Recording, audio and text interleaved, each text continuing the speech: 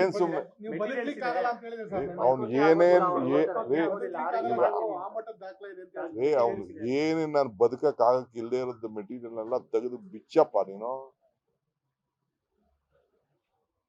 ಬಿಚ್ಚು. ಅದ್ ಏನ್ ಬದುಕಾಗಲ್ಲ, ಏನ್ ಮಾಡಬಾರ್ದು, ಅದ್ ಏನ್ ಮಾಡಿದೀನಿ ಬಿಚ್ಚು ನೋಡೋಣ. ಯಾರು ನೀನ್ ಇಟ್ಕೊಂಡಿದ್ದಾರೆ ನಿನ್ನಗೆ? ಜನಕ್ಕೆ ಗೊತ್ತ. ನಾನು ಕರ್ದಲ್ಲ ಅಸೆಂಬ್ಲಿಗೆ ಬಾ ಅಂತ. ಯಾಕೆ ಬರ್ಲಿಲ್ಲ 2 ಸತಿ ಅಸೆಂಬ್ಲಿಗೆ? ನೀ MLA ಆಗಿದ್ದಾಗೆ ಕರ್ದಲ್ಲ. ನೀನ್ ಯಾಕೆ ಬರ್ಲಿಲ್ಲ ಅಸೆಂಬ್ಲಿಗೆ?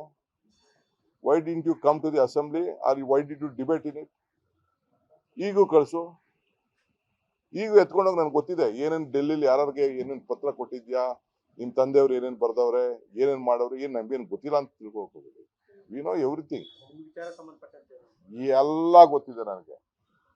ಏನೇನ್ ಪ್ರಯತ್ನ ನಡೀತಾ ಇದೆ, ಏನ್ ನಡೀತಾ ಇದೆ. ಅವ್ರ ಅಣ್ಣ ಒಬ್ಬವನೇ. ಇವನ ಹೆಸರಿನಲ್ಲಿ ಇವತ್ತು 1000 ಕೋಟಿ ರೂಪಾಯಿ ಆಸ್ತಿ. ಬೆನಿಫಿಷಿಯರಿ ಈತಿಗಿನ ಆತನೇ ಬೆನಿಫಿಷಿಯರಿ ಜಾಸ್ತಿ. ಸರ್, ನೀವು ಮೈಸೂರಿನಲ್ಲಿ ದಾಖಲೆಗಳ ಬಿಡುಗಡೆ ಮಾಡ್ತೀವಿ ಅಂತ ಹೇಳಿದ್ರೆ ಸಮಾವೇಶದಲ್ಲಿ ಯಾವ ದಾಖಲೆಗಳನ್ನು ಯಾರು ಹೇಳಿದ್ರು ನಾನು ಬಿಡುಗಡೆ ಮಾಡ್ತೀವಿ ಅಂತ?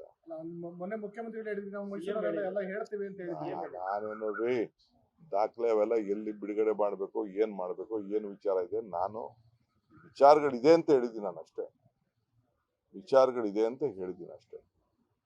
ದಾಖಲೆ ಏನಿದೆ ಇರ್ಲಿ, ಅವೆಲ್ಲ ಆಮೇಲೆ ಪಟ್ಟಿ ಆಮೇಲೆ ಬಿಡುಗಡೆ ಮಾಡೋದು ಬಿಡೋದು ಅವೆಲ್ಲ ಟೈಮ್. ಅದಕ್ಕೆ ನಾನು ಅಸೆಂಬ್ಲಿಗೆ ದಾಖಲೆ ಬರ್ಲಿ ಅಂತ ನಾನು ಹೇಳ್ತಾ ಇರೋದು.